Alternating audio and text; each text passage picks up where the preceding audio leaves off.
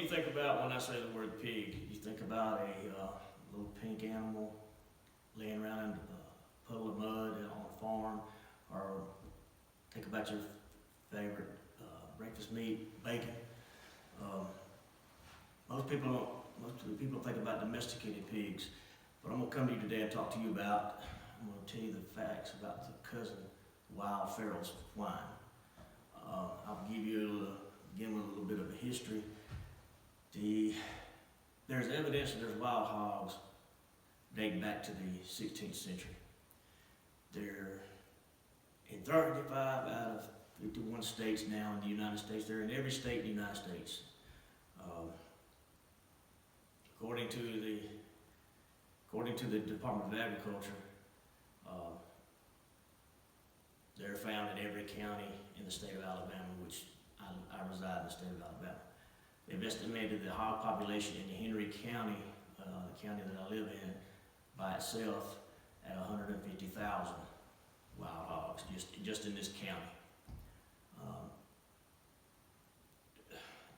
Feral hogs in this area are more domesticated hogs.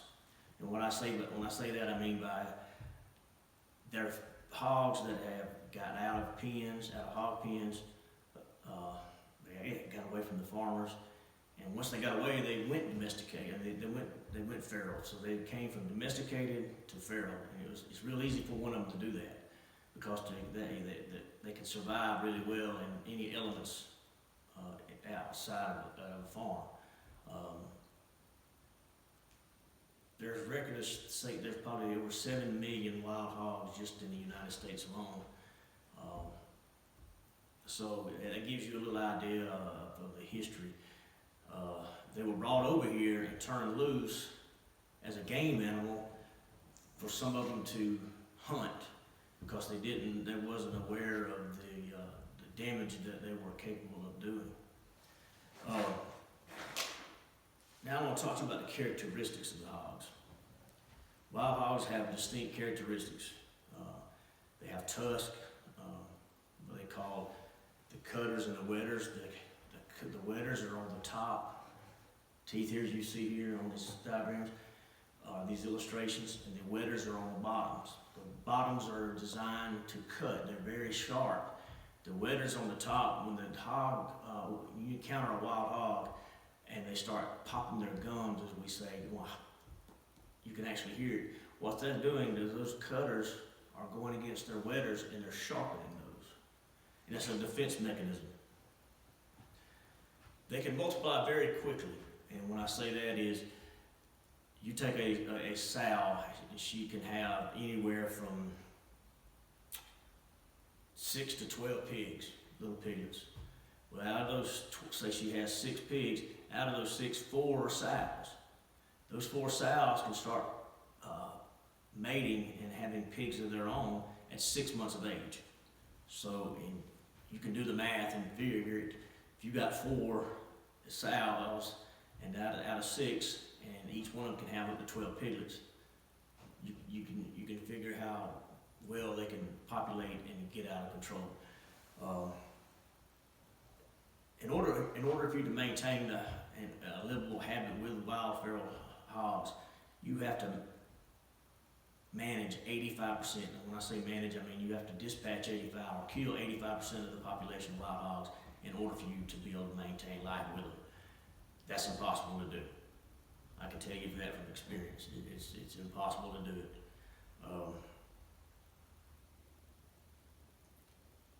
They can have up to two litters a year. Sometimes they can have 3, depending on the living conditions that they're in and just various things. And when I say that, I mean by the war hog sometimes will eat the little ones, the little piglets, and that in order throws the sow back into heat again. He does that to put her back in heat. They're very smart animals. They're not dumb at all. Their eyesight is very bad. They can hear and smell. The only thing they do is when they see something, they see an image. They don't see a person or another animal or whatever, they see an image. Now, they're very dangerous. people are encountering those in numbers nowadays that's unbelievable. They're just getting out of hand and hard and becoming really, really difficult to manage. In conclusion, feral hogs are producing rapidly, and people are now having experience with them. They're obvious that they're coming onto your land. They're destroying crops, erosion, because a hog can root up in 24 hours a whole acre of property, and they're killing off livestock. They're hurting the hunting around here as far as deer hunting. They're having a whole effect on the whole ecosystem here, and it's really become a nuisance. So in my final summary, I'm going to say that first I informed you about the history of wild hogs. Second, I told you the characteristics of feral hogs. And third, I showed you some illustrations on both sides here, the nuisance these animals have became. Thank you very much.